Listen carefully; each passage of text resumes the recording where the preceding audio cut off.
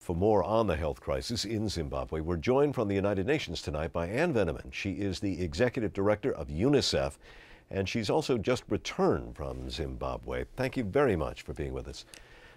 We've just reported, as we said, the growing cholera death toll there. Is there anything you saw while you were there that suggests this epidemic is close to getting under control? Well, I don't think it's close to getting under control, although I do think that many things are being done to try to get it under control. First of all, there's a deteriorating water and sanitation system there that is causing the outbreak to continue to spread throughout the country and even to neighboring countries. In addition, there are a growing number of cholera centers to help treat the people.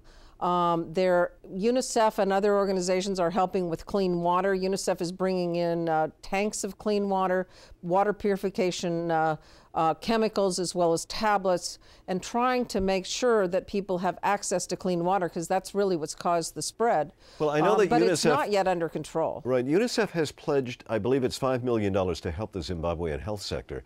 Is that anywhere near enough to help fight the epidemic? Well, no, but it's, again, the cholera epidemic is the tip of the iceberg, and the $5 million is really to help strengthen the health system. Part of the problem is that the inflation is out of control. It's the highest in the world. When I was there, they issued a $100 trillion note. $100 trillion. Now that's, maybe not much. I mean, a few $100s maybe.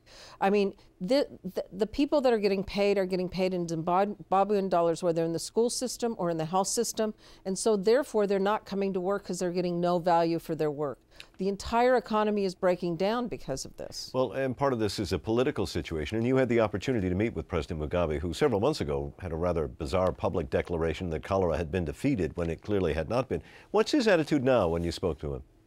Well, he clearly knows that there's a cholera problem. He blames it on the sewer and water systems and the fact that they can't get any donor support, any World Bank support to help them rebuild their systems. And so while he recognizes there's a problem, I think that there isn't any kind of assuming of responsibility for that problem. Mm-hmm. And we only have about 15 seconds left.